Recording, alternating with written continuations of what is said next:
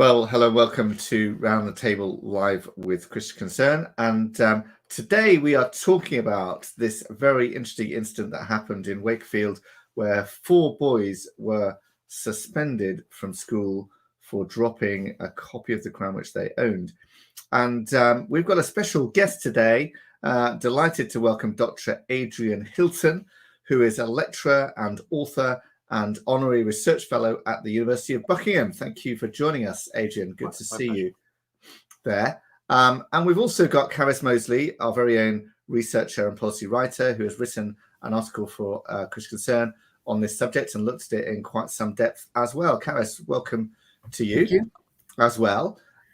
Adrian, you really sort of exposed what was happening here quite early on with a very thorough and incisive Twitter thread that I think certainly caught our attention and was caught quite a lot of attention generally around that sort of space. Could you sort of outline for us how you see what happened here and some of the implications of it? It seems that 4 boys were playing a game called Call of Duty, and the losing boy, who is on the autistic spectrum, apparently lost a bet, and a penalty was to buy a copy of the Quran from Amazon and take it into school. We aren't sure quite what he was supposed to do with it, but that was part of the bet. It then seems he did that. He read it apparently, or somebody did, one of the boys did, in a playground, and that caused a bit of a problem. Other boys around apparently knocked it out of his hand. It got slightly scuffed, a little chink in the cover and a slight smudge on one page. And some of the Muslim boys, it seems, then issued death threats to the autistic boy for having desecrated the Quran. That's what happened in the school to trigger it all off. I don't know how far down the line you then want to go, because a whole labyrinth of rumor and counter rumor and abuse of a system, it seems, then kicked in.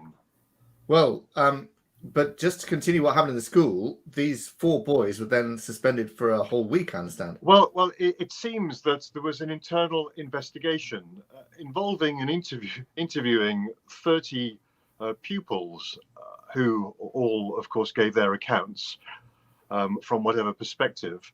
These 4 boys were then suspended, it seems, including the autistic boy, who a councillor described as highly autistic. We don't know where on the spectrum he is, as I say, but highly autistic or not, he has special needs and shouldn't have been suspended summarily, it seems, for this sort of offence.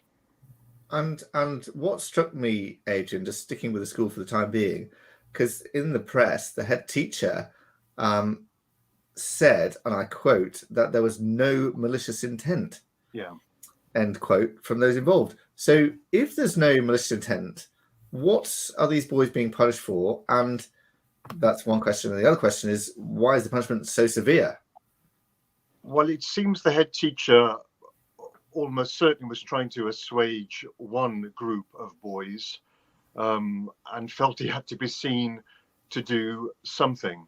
Whatever the motives of these boys were in betting this child to get a copy of the Quran and bring it into school, it seems that the whole thing was massively overblown, out of proportion. A head teacher should defuse, should de-escalate. If you've got over 1,000 pupils in a school and a couple of hundred staff every single day, there are just hundreds and hundreds of potentially fraught interactions, because that's a human society.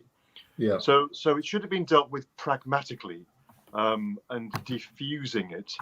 And I would say the head teacher could and should have used it as an opportunity to tell pupils, to educate them that there are values here which are rather more important than a minority view of a particular artifact or holy book, which they owned. Now, so I think we've got a picture of the Quran which we could just show briefly on the stream here. But Adrian, just now move on then. And what happened then? Because it went on beyond and outside the school, didn't it? This instance in terms of what happened. There's the Quran, very lightly damaged, a bit of a scuff in the cover, and a bit of slight tear and a bit of scuffing, but really not very much damage. And it's a translation of the Quran owned by this autistic boy. So yes, Adrian, continue with the story then. What else happened here? Well, it seems that somehow a Muslim councillor, a Labour Muslim councillor, got wind of this and tweeted that the copy of the Quran had been kicked around the school and desecrated, and this is an appalling situation. It will set Islamophobia back decades. It's a catastrophe, and this must be confronted. This was the tweet he sent. He's since deleted that, I might add. And then another councillor moved in, Councillor Akbar, to diffuse tensions. And he visited the school and indeed the boy's home to make sure that the boy then understood how he should treat the Quran. I might add that the mother in all of this as well, who also... Wait a minute. So a councillor visited visited the school and the family to say, yes. just to teach them how to respect the Quran. Well, he was doing some investigation. He actually visited the child's home with somebody from the mosque. These are therefore a mosque leader visiting with a Muslim councillor this non-Muslim household to sort of test, to investigate and test to see what this boy had learned about how he should treat the Quran. And the mother apparently asked this councillor to get involved because she was rather terrified, of course, with these threats. And I think at one point it was to burn the house down as well. And of course, you do try and bring in whoever you can to save your kith and kin in these situations. And she went to the councillor for help. For some reason, the councillor thought it a good idea for her to come to the mosque, hijab clad, of course, being a woman, and effectively she was sort of paraded in a sort of quasi-judicial Sharia blasphemy hearing, is the way it all appeared. And the councillor was there advocating on her behalf, telling everybody who was gathered that she's a very good mother, that the boy has learned an awful lot about how he should treat the Quran.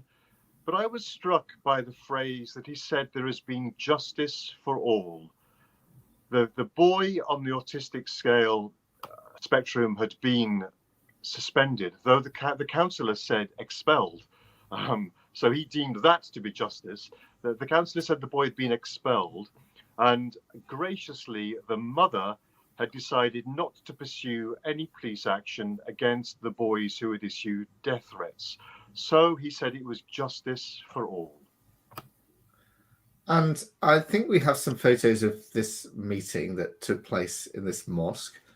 And what struck me particularly, Adrian, is the policeman is there. There's a policeman there looking very serious.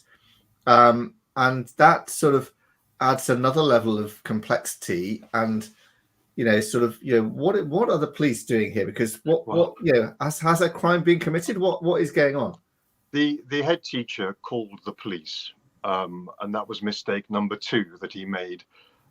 If you are trying to de-escalate things and assuage wrath, you don't call in the police to investigate, interview, and effectively then record a non-crime hate incident. The police involvement in the mosque made it look as though West Yorkshire Police were condoning this Sharia hearing. Awful lack of judgment, to my mind, because he also said that it's important that pupils learn how they should all treat the Quran, and the school must effectively take better care on the way it enforces or polices these regulations. His presence was problematic, especially sitting next to the imam. It just didn't look good at all. Well, and by the way, if you're watching live, I can see we're putting up some of your comments there. And if you've got questions for Adrian or Carys or about this incident, generally do put them up there. Carys, what do we know about this mosque? Because you found out some interesting information about this particular mosque, didn't you? So there was information provided on Twitter by an account that is called Habibi, and it's linked to the blog Harry's Place, and they report a lot on extremism of different kinds in the UK. They have a lot of inside knowledge, and they sort of flag up things, details about all kinds of ne'er-do-wells that are often missed in the mainstream media. And the particular mosque, there are 7 mosques in Wakefield. I would say only a small percentage of Wakefield's population is Muslim, and this particular mosque is quite small. It's called the Medina Mosque. It is known to have hosted at least one Islamist extremist speaker in recent times. This speaker, if you read my article, you can find out more, had called... So there was an assassination in Pakistan in the province of Punjab not long ago, of a politician. The governor was called Salman Taseer, and he was assassinated by his own bodyguard, Mumtaz, I think it's Qadri, I'm not sure how it's pronounced. And that was because this governor had criticized Pakistan's Islamic blasphemy law. Right. And one thing that particularly drew attention to that was the fact that Salman Taseer had visited Asia Bibi in prison. She was a Christian woman who was imprisoned on a false, malicious accusation of blasphemy against Islam. One day when I think she was fetching water in a well, I think it was. And of course, Asia Bibi, there was a campaign to have her gain asylum in Britain on grounds of being persecuted Christian. And that was refused under Theresa May, because Theresa May, when she was Prime Minister, was worried about community relations and agitation within some of the Muslim community in Britain. So Asia Bibi, I think I'm right in saying she ended up going to Canada. So anyway, so this cleric, or this visiting speaker to this particular mosque in Wakefield had praised the assassin of this governor who supported Asia Bibi. So when you start looking into this kind of tendency, it does actually exist in some other mosques in Britain. It's been flagged up before, not just visiting speakers, but a small number of imams. So this is what the press has not been talking about. But for us as Christians, and actually generally, it is actually quite a problem.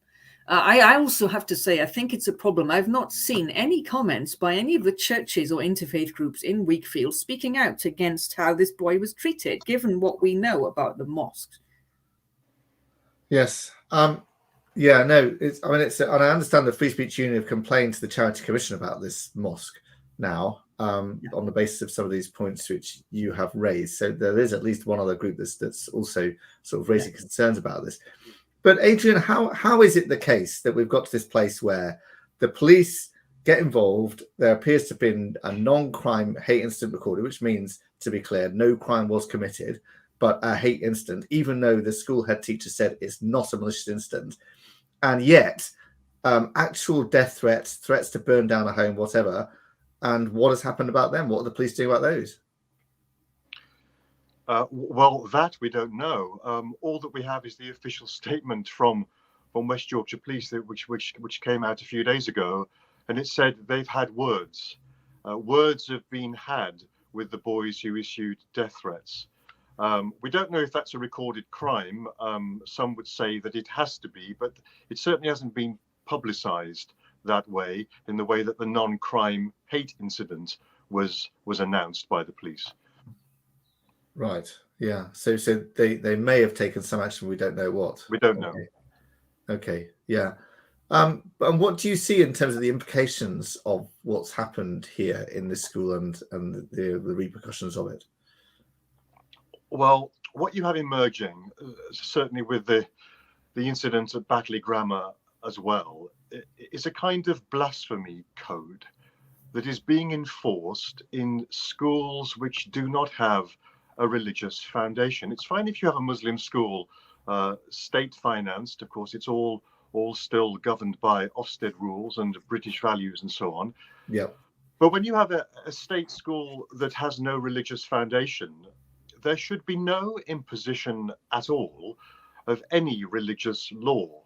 And I can understand a head teacher and a governing body wanting to incline to favour Islam because there have been problems and may be problems. So you try to diffuse things in advance, which in a way, of course, is what the police officer, the police inspector was doing for community cohesion or religious harmony. Well, what you end up doing is sort of inculcating by accident a blasphemy code, which everybody in the school, staff and students, then have to obey, and they do so almost without challenging it. Such that if you enter an RE room, for example, you will find the Quran not in a bookcase next to others, but on the top shelf, normally in a cradle, and things around Islam are treated more reverentially than other religions are, and it becomes a problem because you have a sort of de facto Islamic school where Sharia or elements of Sharia law are respected, and it's happened almost by accident. It's become part of the culture, even though it isn't written in the ethos. It is pervasive. That's very concerning. And of course, the other point that strikes me about this, Adrian, is it was the boy's own book that he had paid for and purchased and owned, and it was his translation of a Quran, didn't belong to anyone else, and merely because it's a Quran and got damaged accidentally, even, there's a punishment, an extreme punishment, a whole week suspension. Yes. And this, I think, is where religious illiteracy starts to play. Teachers and other students and the police all react in a certain way because they are almost now being conditioned to react in a certain way. The fact that this was a translation of the Quran as well really ought to communicate that it isn't even a holy book anyway. It's only holy, of course, in the original Arabic. So it isn't to be respected. It's actually a corrupted Quran theologically. There's also the element of the way the whole community reacted around this, and the way the mosque then started to really, I would say, incite the community, demanding that others had to be present at a further meeting. The Imam referred to deen. It is your religious obligation to be here, to sit in judgment effectively on what has happened. That isn't diffusing or de-escalating something. It is inciting and inflaming. And that's why we are where we are. It's become, in a way, a little worse than the Batley Grammar School, which affects now one teacher and one family who is still in hiding, of course, as far as we know. And isn't teaching anymore. It was reported in the Daily Mail this week that he is still in hiding. Yes. Well, there you are. All because he showed one picture of Muhammad in context in a lesson he taught before. But apparently now that school is also obeying effectively this Sharia, or a particular school of Sharia. We need to remember that this isn't all of Islam or all of Sharia. Yeah. It is one Sunni school of Sharia which doesn't like images of Muhammad. If you go to Shia schools of Sharia, then it's historic. It goes back centuries, of course. But the police and other so-called secular schools are now all effectively conforming to this one particular narrow Sunni view of Sharia and obeying without question almost. Yes, and just to remind viewers as well, that he was teaching a lesson about free speech, wasn't he? He was trying to illustrate the point about free speech and raise the question about what happens about this. Anyway, so Carys, what has the government done? Has the government done anything or said anything about this? Well, for a whole week it said nothing. And I think that's actually the biggest problem. I mean, yes, there was that brilliant article by the Home Secretary in the Times, but that was a week too late. To be honest, several of us could have written that, she's had it written for. But it was, I think what's going on here is that the government didn't have a plan for this kind of thing. And there's a reason for that, and which the Islamists who've used this or perhaps even orchestrated this incident would know very well, which is that the Sir William Shawcross's recent review of Prevent The last recommendation he made there in all his sections of this 200-page review was to deal with blasphemy issues. And he talked about Batley and other things like the showing of the Lady of Heaven and so on. It was, and the murder of Asad Shah, was an Ahmadi Muslim, was that there needs to be a strategy about having strong free speech messaging on the local level, the local authority level, and that he wanted Prevent staff to do that. Now, of course, at the same time, Sir William also wanted the structuring of Prevent to change. So just to explain, because viewers might not know this, that the Prevent is the government's scheme for preventing people from committing acts of terrorism. They look at people's mentality, they try to talk to them in a structured way. And so it's part of, they call it counter-extremism, but it feeds into counter-terrorism. And that is rolled out by the Home Office in England and Wales and Scotland. And there are a certain number, a changing number actually, of local authorities that are designated Prevent priority areas. Now, when you look at Wakefield, Wakefield is not one of these areas, but neighbouring Leeds, a few miles to the west, is. And it's not a secret that Leeds is. So first of all, the wider picture is this. Some of us live in local authorities where we know, because our local authorities are honest and open, they tell us you live in a Prevent priority area. And those areas get money from the Home Office to work on preventing extremism. Mm-hmm. And so Leeds would have had money about this. Mm-hmm. Wakefield would not. It would be up to the council officials, but they would get no funding and no special staff designated. They might get some training, but very little. Right. And I think, and also the other thing is there's no consistent publicly available list officially from the Home Office. I know because I asked the Home Office, but there was a list given to the anti-Prevent campaign. And that was published, I think, last year. But there's also been previous ones through the FOI system, What Do They Know, going back many years. So I have some idea, and you can, and again, I've written about this in the case of Prevent priority areas. That's right. And so the point is, Wakefield is not, but other neighbouring areas, and Batley's I think is in Kirklees, isn't it? That is an area. I think these people who've orchestrated this event with Wakefield knew this very well, and were pushing the envelope on purpose. Because it's only been a few weeks, a matter of weeks, rather than many months, since the Short Review was published. And they worked out, it's easy to work out, the Home Office wouldn't have a strategy for dealing with an event like this outside of this Prevent priority areas. So I think that helps explain why the government took a week before responding. But the other problem is... So Short said this kind of thing should be dealt with Prevent. And then Prevent. Now, not everybody agrees. So last week, Sarah Khan, who was the previous commissioner for countering extremism, publicly disagreed with Sir William Shawcross on this. It was in the webinar by Policy Exchange, which is publicly available on Facebook and so on. And she said, I don't agree. And I kind of agree with Sarah Khan. And obviously now the Home Office is coming round to her view. So it may have been that there was an internal discussion. But also the Department for Education in England, there seems to be, well, to put it mildly, a problem and a division of views within that. Because the schools minister, Nick Gibb, replied after a week. He said there is no blasphemy law in this country. It took a week to say that. Yeah. But the department, an unnamed spokesperson, also said, well, the school followed the right disciplinary procedure. So those are very mixed messages. But that's very odd, isn't it? For some of the Department of Education to say the school followed the right disciplinary procedure to expel 4 people for a week for this. That is very odd. Yeah. So there are lots of questions. There are lots of. But Sir Braveman's article, a week later though it may have been, was actually quite strong and robust. It was, and it is what needs to be said. And so let's hope, and we need to pressurise the government to make sure that happens across England and Wales and Scotland, and Northern Ireland as well. Although Prevent doesn't exist in Northern Ireland, but yeah, I think that's made people quite nervous, actually. Yeah. Okay. So, Adrian, did you know that Wakefield Council have adopted the APPG definition of Islamophobia?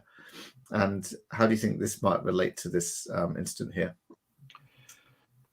It's a problem, of course. That particular definition is problematic.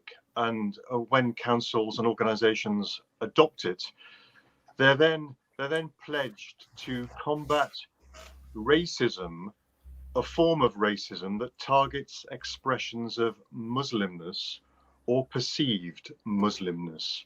And those things, of course, mean different things to different people. And if you're hypersensitive, then frankly, even holding a copy of the Quran can be perceived as an attack on Muslimness, because you aren't supposed to hold it without washing your hands or doing various things in advance. It is a problematic definition, and it will impinge upon freedom of speech and expression.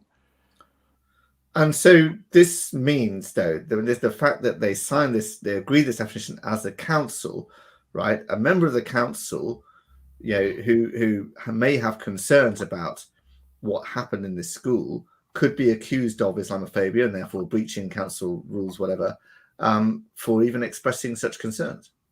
Yes, and the head teacher, of course, could be accused of encouraging Islamophobia by not taking action against it.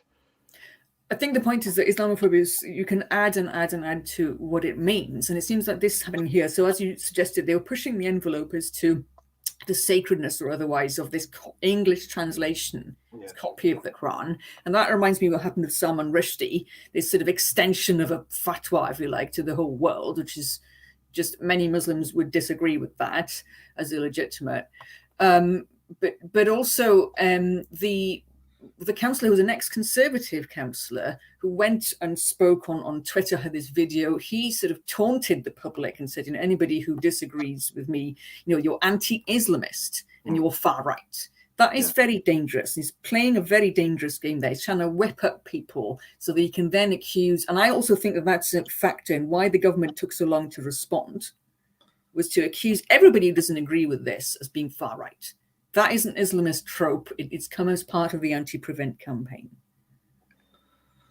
Yes. And this is very concerning, isn't it? Adrian, I remember that you signed an open letter to the Home Secretary in 2019, which I also was a signature to, as was various other prominent religious and other commentators, leaders, free speech activists, and secularists and Christians. It attracted quite a lot of attention at the time because Christian Concern and the National Secular Society both sort of sponsored this letter. We're not known for collaborating very often with secularists, let's put it that way.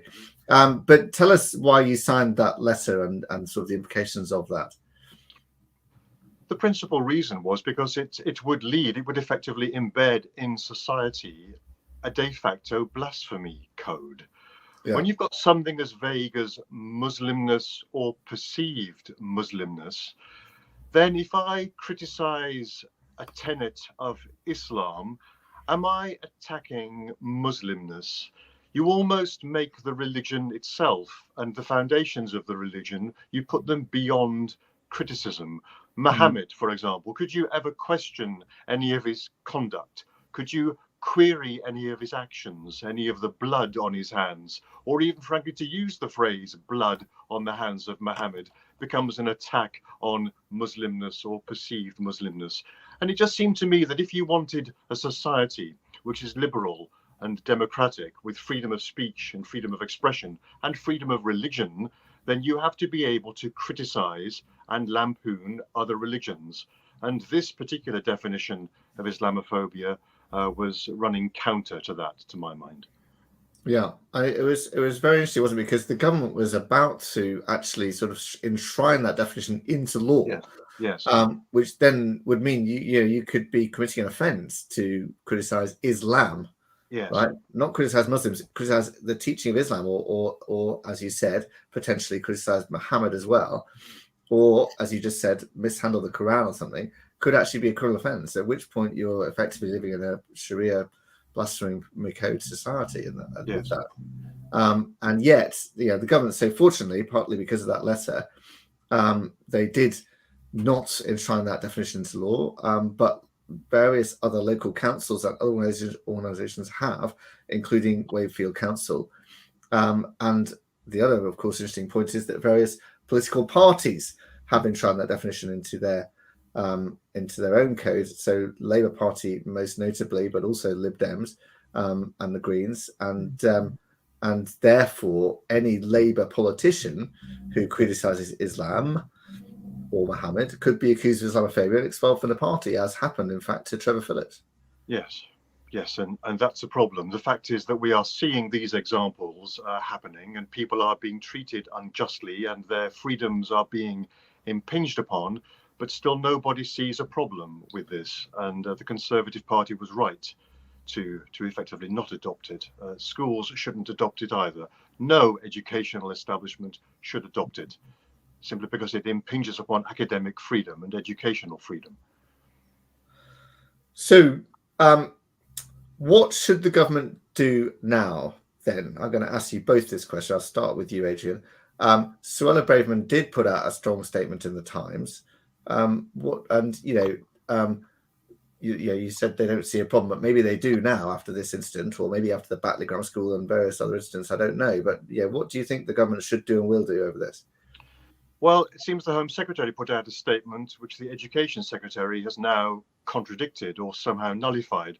She said that she would be, this is the Home Secretary, would be issuing guidance to schools on how to effectively give a preference for liberty, for freedom of speech, freedom of expression, educational freedom, the right to criticize. This would be guidance issued to all schools. The Education Secretary has now said that they have no intention of doing that there are sufficient guidelines already there. Clearly there aren't. Or at least if there are, they aren't being adhered to. They aren't being respected.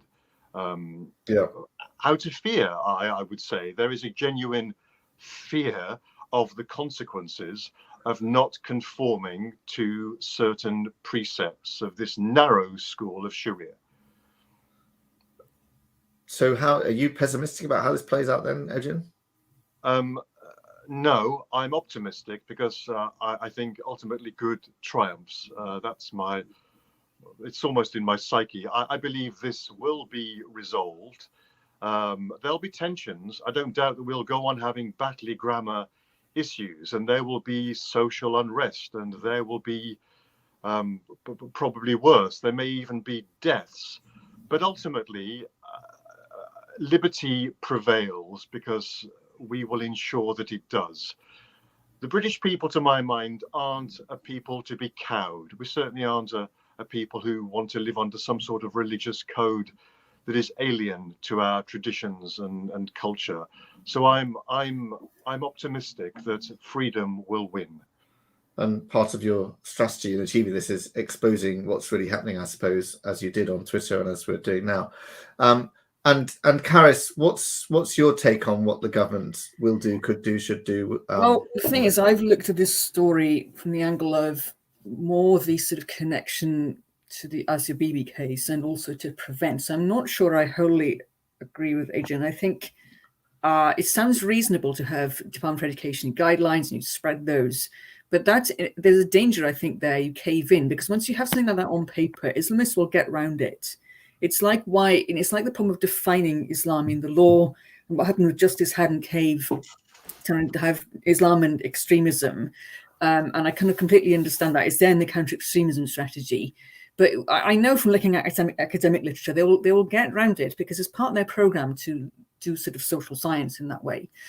I think I agree more with Shawcross. I mean, because what needs to be said is he wanted blasphemy codes to be dealt with by local prevent teams, but he also wanted prevent to be spread all across the country and to have regional boards. So no area will be left out. And the reason he said that was that he knew that intelligence, that extremists sort of would, once they realized they're being watched, they would move out of that particular local authority to one that's not a prevent area. So I agree with the government should implement Shawcross's recommendations as they promised. And of course, it takes time to do that and give proper training, which they hadn't really done a lot of the time on Islamist extremism. So they need better training on this issue for prevent practitioners, because when you look at what the Home Office had provided as training, it wasn't enough. And there was this stigma around tackling Islamism in particular, but not other types of extremism. But the other thing I think is, and going back to churches, is civil society. There needs to be a building of a consensus against blasphemy codes like this and in favor of freedom of religion and free speech. And here, churches and other faiths need to step up. I think their silence repeatedly on these issues on the level of local authority is not acceptable. And it's possible that government ministers need to talk to faith groups like that. So I would say opt for a slightly different approach, and only then I think is it right to start talking about education guidelines, because my great fear that these would be got around or manipulated. Right. Okay. Well, listen, I want to thank you both very much for joining us today. Really good to have your wisdom and expertise on this very concerning incident, I think, that demonstrates something quite serious about the influence of Islam and the way in which people are feeling cowed, feeling afraid, and implementing a de facto kind of blasphemy law here in the UK. And but I hope that things will change, and we will continue to expose it and push the government and push other people not to go down this kind of route. Thank you for joining us. Thank you for watching and or listening. Hope to be back with you next week. We had some great news in one of our cases just yesterday. The street preacher who was convicted and punished for misgendering a woman, misgendering a trans woman, one should say, has had his appeal overturned, which is fantastic. And so I hope to get back to you with more news about that perhaps next week. In the meantime, have a great week, and do sign up for our emails online and follow us on social media, and see you again soon. Thank you.